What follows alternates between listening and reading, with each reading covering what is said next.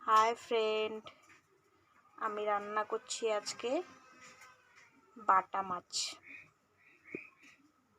বাটা মাছের সর্ষে বাটা দিয়ে হালকা পাতলা ঝোলের মতন। কড়াইয়ের মধ্যে তেল দিয়ে দিলাম। তেলটা গরম হয়ে গেল।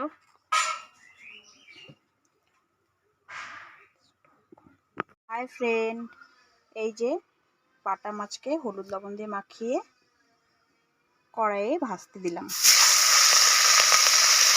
আর আজকে আমি রান্না করব সর্ষে দিয়ে বাটা মাছের ঝাল।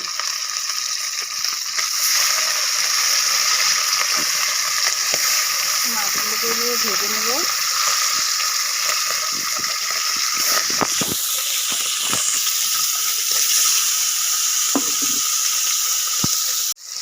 বন্ধুরা, মাছগুলো লাল লাল করে ভাজা হয়ে গেছে।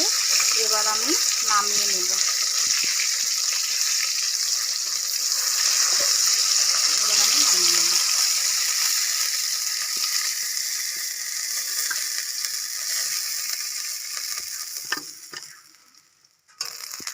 তেলের মধ্যে আমি দিয়ে দিলাম কালো জিরে। কালো জিরে ফোড়ন দেওয়ার পরে আমি দিয়ে দিলাম লঙ্কা বাটা। লঙ্কা বাটাটা নাড়াচাড়ার পরে দিয়ে দিলাম আমি সর্ষে বাটা।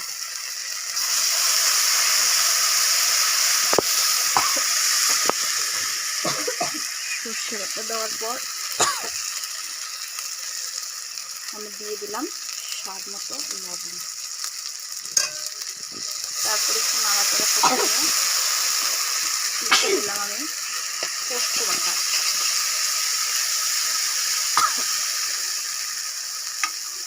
তারপর দিয়ে দিলাম আমি বাদাম বাটা।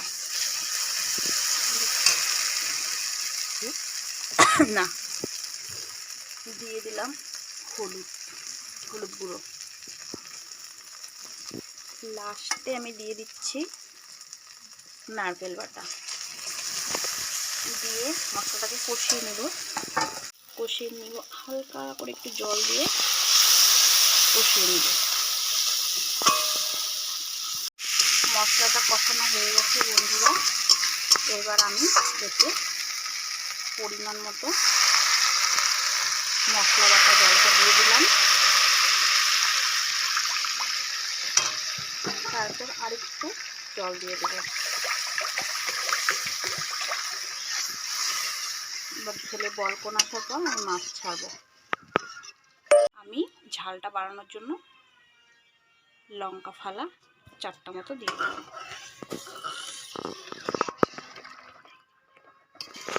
ঝোলে বলক এসে গেছে। এবার আমি মাছ ভাজাগুলো ছেড়ে দিচ্ছি।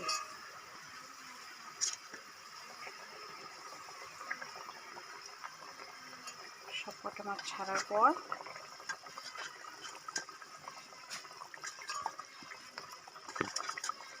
আমি একটু ঢাকা দিয়ে দেব। আমার সর্ষে বাটা মাছের ঝাল হয়ে গেছে। এবার আমি দিয়ে দিচ্ছি বিলাতি ধনিয়া পাতা। উপর দিয়ে ছড়িয়ে দিলাম বিলাতি ধনিয়া পাতা দিয়ে একটু নাড়াচাড়া দিয়ে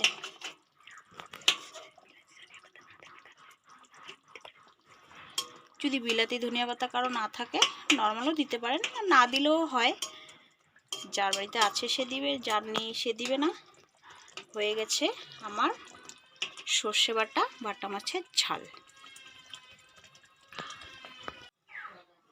আমার রান্না কমপ্লিট।